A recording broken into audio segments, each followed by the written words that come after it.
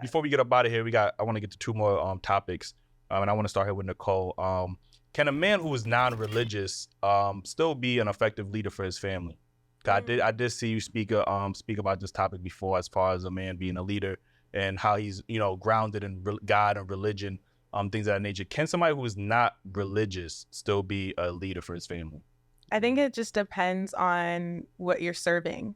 I think a man needs to serve something bigger than himself. So if you're not religious, are you living a life of servitude, and for what? In your community, in your family? Are you serving something? And I think that's what religion does a really good job of, is having that relationship with God allows you to serve something greater than yourself. And so you're not just a man whose ideas are just like off a whim. I want to do this because I want to do this. No one's holding me accountable. I have no character or values to stand on. It's just all about what I want. I feel like that's a little bit irresponsible, and I wouldn't trust a man like that to be personally. But I want to hear what the other ladies think. No, I definitely agree with you. And I feel like a man that's not religious can be a leader, but definitely have to have the values and the standards. You stand for nothing. You stand for nothing. You stand for nothing. Like you'll fall for anything. Exactly. Yeah. I feel like if a man is not tethered, connected, grounded to something, he's like a live wire. I don't think that most men understand their influence. They have a very strong influence, and I think one of the reasons why men don't understand the influence is because they experience the influence of a woman so greatly that they don't recognize it even in and of themselves, right? But women do. A woman understands, like, I can be impressioned by you. And so if a man isn't connected to some sort of force greater than himself, he can become a danger to his household. Because then to what are you obeying? You become sovereign. You become your own God.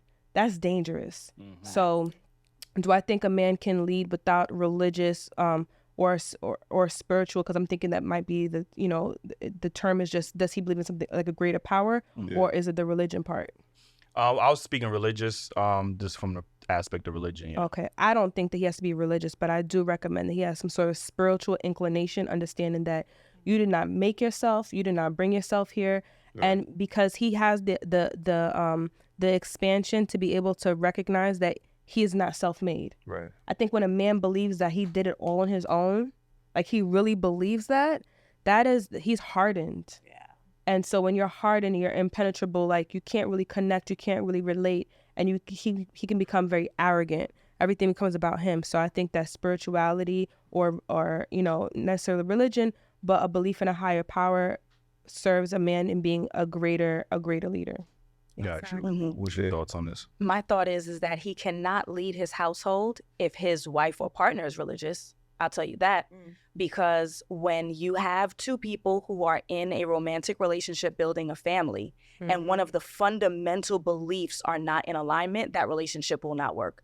So if that woman is a religious woman and that man is not, first of all, they shouldn't be dating. But if it escalated beyond that, now they have a household, they're going to be in constant conflict. Every Sunday is going to be a constant conflict about what Christmas looks like. It's an issue that should not be one. If you are a religious person, you should not date people who are not. It's going to be a constant struggle for the duration of that relationship, and I suspect that relationship will not last. Amen. And I'm a woman of God, so like I get excited to be led by a man who's led by God. Totally. Because if you're living your life for God in purpose, right? What does that look like? It looks like you're serving something greater than yourself, and it's like, I serve you, I take care of you, I'm taking care of your purpose, I'm taking care of God's purpose. So like if I get excited to do that, then that means like I'm just going to take care of you more. I'm going to spoil you more. I'm going to make sure you go out into that world and you serve God's purpose. And I'm going to serve you because you are leading me somewhere to a life that I can be proud of. And like that excites me. And it's not, that's when like servitude and submitting to your man, you can trust that because you trust God and you have a man that trusts God. And like that's a dream. Right. In regards to the piggyback on what you said, because I was in a marriage for like 10 years and we were unequally yoked. And when I say you don't think about little things, that when you have children and then the whole different dynamic of everything, and then when you have children, it's like, oh wow, like this really matters. Like having a man that believes in God and has the same values, and you guys are aligning to the same place, it matters. And I would never date outside of that. I think, and I know me and Keem is on the same boat on this, and I don't, if that's your preference, I don't have nothing to say against it. But as somebody who I don't subscribe to a religion. I believe I'm much more spiritual than I am religious, because I could hear, all forms of religion and relate to it somehow. Like, you know what I'm saying? So I don't subscribe to a religious belief, but I still think, my beliefs are very family oriented. Me and Ace, we share the same beliefs. Even though we don't have a, religion that we subscribe to, I don't think somehow, that doesn't make us any less of a leader. And I get y'all perspectives and everything. Like, I'm not taking that away from y'all, but just as people who I have spoken to other men who don't necessarily subscribe to a religion, but they do believe in a higher purpose, a higher power.